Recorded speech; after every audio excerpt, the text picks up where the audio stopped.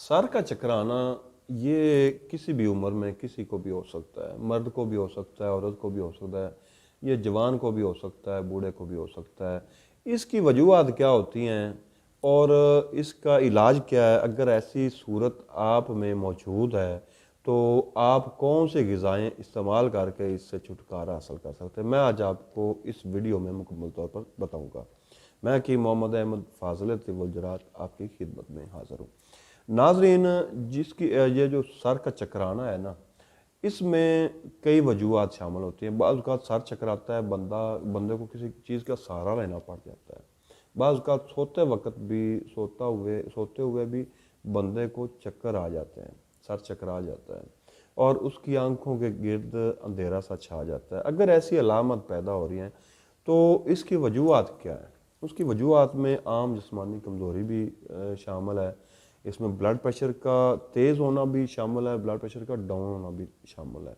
ज़ोफ़ दिमाग यानी कि कमज़ोरी दिमाग भी इसमें शामिल है। अगर कोई बंदा कसरत मुबाशरत का आदी है, यानी कि ज़्यादा मुबाशरत करने का आदी है, तो उसमें भी ये अलामत पाई जाती है।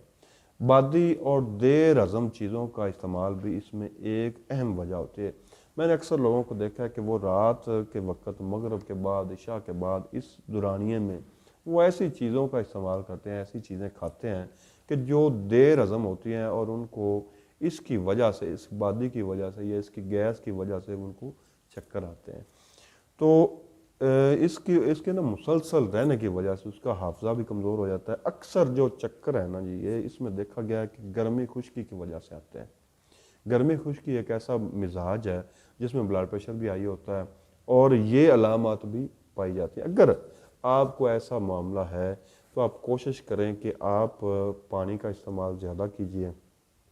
अगर आप ग़िज़ा में इसका इलाज देखना चाहते हैं तो कद्दू का इस्तेमाल बहुत ज़्यादा कर दीजिए।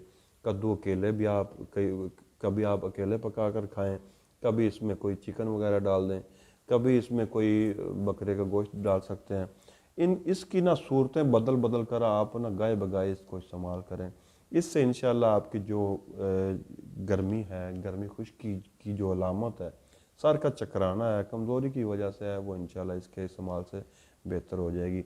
हाँ, इसके साथ ही अगर आपको इलाज की ज़रूरत है, क्योंकि साफ ज़ाहिर है ये छोटा सा मामला नहीं है, इसमें इलाज की ज़रूरत होती है। आपको इलाज की ज़रूरत है तो मेरा ये नुस्खा नोट कर लें। इंशाल्लाह इसके इस्तेमाल से आपको फ़ायदा होगा। नुस्खा नोट करने से पहले मेरी ये वीडियो शेयर ज़रूर कीजिएगा ताकि ज़्यादा से ज़्यादा लोगों तक ये मालूमात पहुँच सकें। संदल सफ़ेद 10 ग्राम, गुल नीलुफ़र 10 ग्राम, गुल गौज़बान 10 ग्राम, इलायची खुर्द 10 ग्राम, तबाशीर 10 ग्राम, मिश्री 50 ग्राम।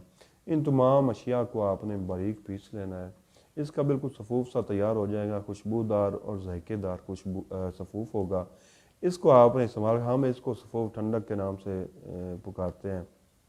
इसको आपने इस्तेमाल करना है खाना खाने से पहले ताज़े पानी के साथ इस्तेमाल करें। इंशाल्लाह आपके जो गर्मी की अलामत हैं, सर का चकराना है, कमज़ोरी है, इसके इस्तेमाल से इंशाल्लाह आपका वो बेहतरी की तरफ आप चले जाएंगे, आपका इलाज हो जाएगा।